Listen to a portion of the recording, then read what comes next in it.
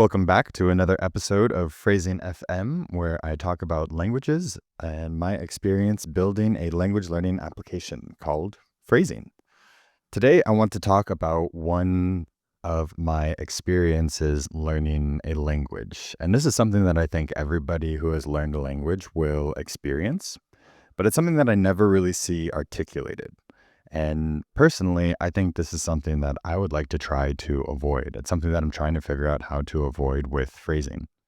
So when you start to learn a language, most people will start with a textbook or a course or an app. You start to learn some of the basic subjects, the basic verbs, the basic conjugations.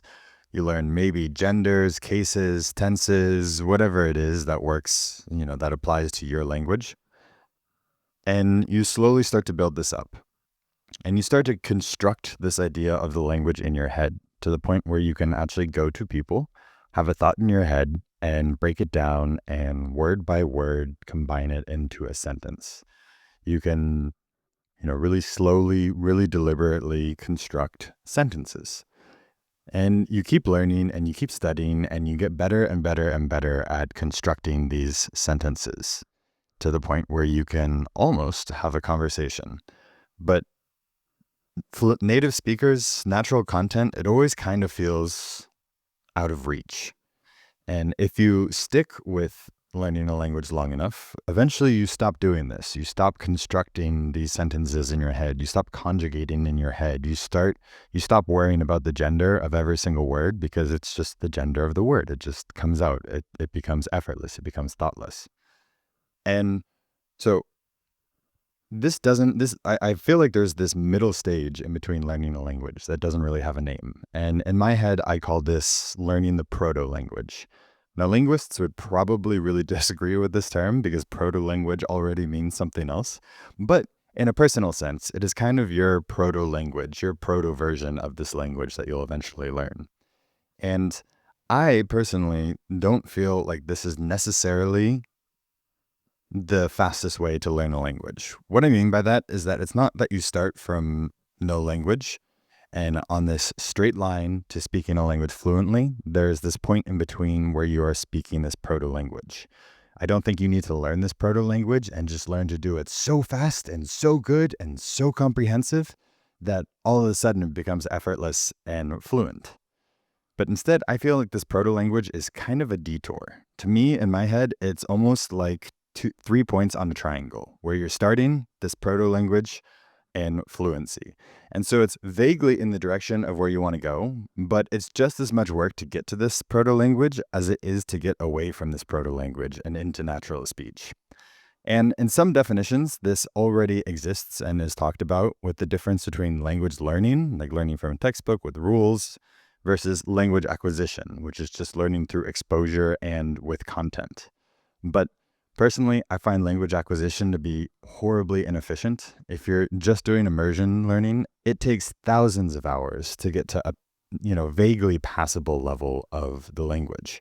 And so I'm much more interested in, can you do this directly? And can you learn a language without making this detour to this proto-language? And if so, how does that work?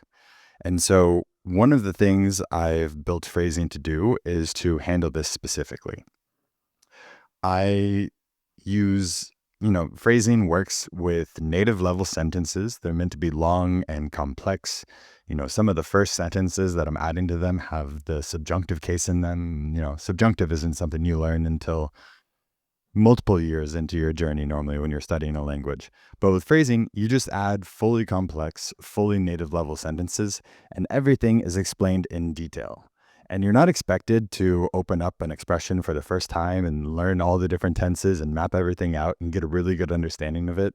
No, phrasing will take each expression, break it down word by word, and teach you one word at a time, which is the most important word that will give you the most understanding of any given expression at any given time. It'll teach them to you in an optimal order, and it will remind you about them at optimal intervals. And so when I first see a word, I'm really just trying to remember the letters that are involved. What are the sounds? What order do they go in? I'm not trying to understand what does this word mean? How does it function? Why is it in this form? I'm just trying to remember it. whatever I can do to save the information in my head. Eventually, I get to the point where I can recall the word pretty easily. And then I might dive in a little bit more. And so why is it like that? And I'll learn and read more about the word and about the case and the roots and all of this different information.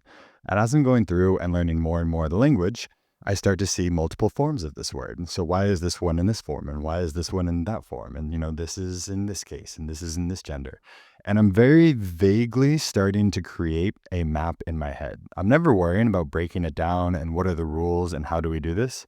That information is always there when I'm curious. And so I kind of just let my curiosity follow and I focus on just remembering. And whenever I'm interested, I dive a little bit deeper until I'm a little bit overwhelmed and then I move on. And when I see the word again, that's going to come back. There's going to be the same explanations. You can do the same deep dive and you can reinforce that information. And through exposure over and over and over, you're kind of getting exposed to these rules without having to learn them ahead of time.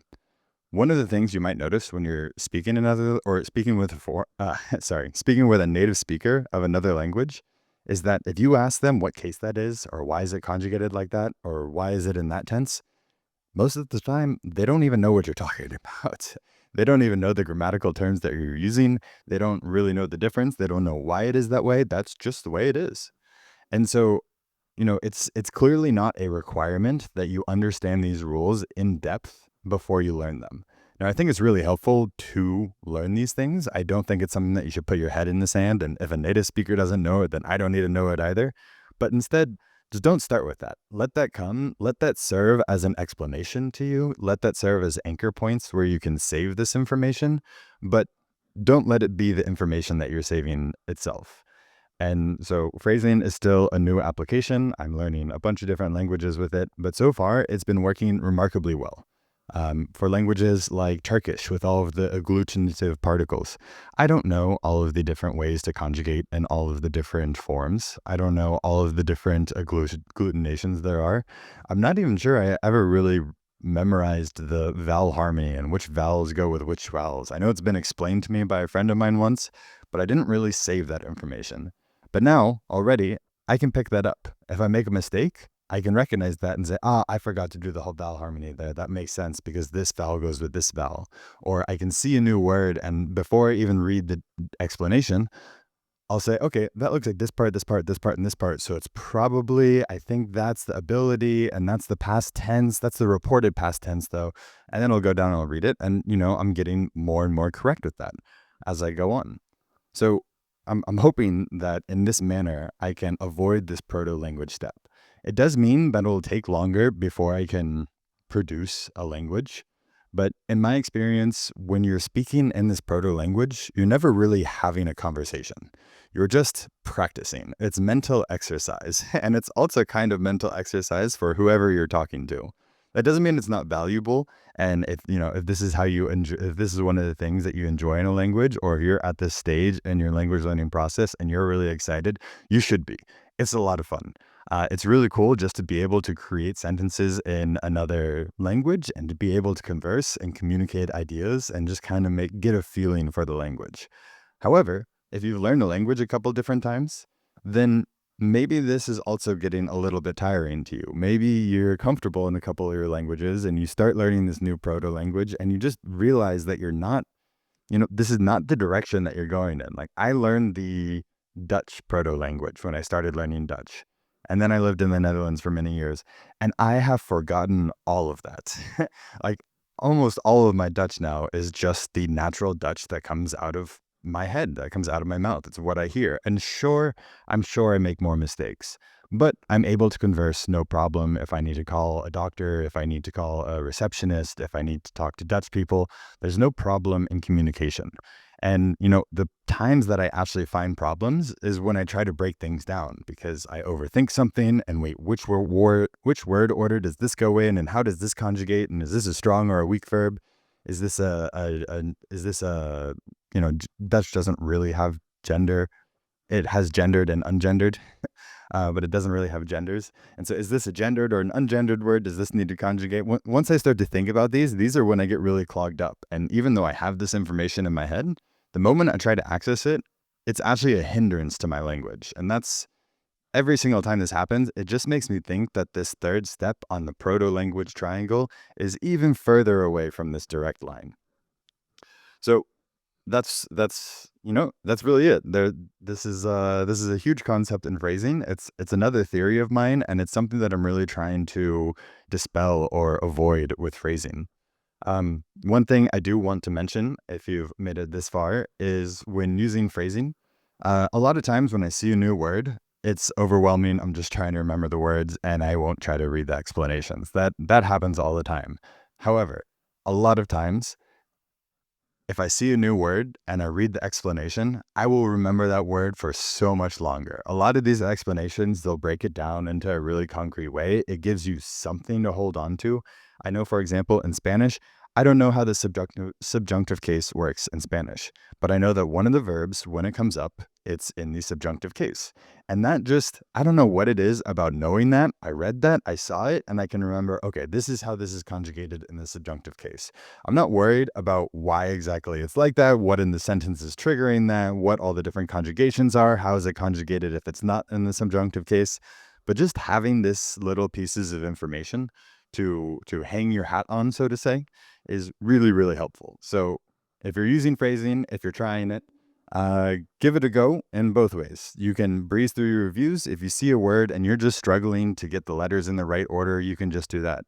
But if you're struggling and you have a little bit of time or a little bit of mental energy, try reading the entire explanation. And even if it's out of your bounds, you can open up Sterling, you can ask it a bunch of different questions, try to get it to explain it to you, and just give yourself like a hook to hang your hat on. Just a little piece of information to anchor this to, and that can be really, really helpful. But I would say don't try to memorize all of these different cases. Don't try to remember every single different conjugation. Don't try to build this mental map in your head. Just trust the process, learn the words, and piece by piece, you'll slowly start to map out this language. And hopefully, in the end, it will result in a much quicker, much more direct manner to get to this final level of fluency, where you're just conversing, you're exchanging ideas, you're not constructing the language in your head, you're not deconstructing their language in your head, but you're just communicating, because that's the goal of language.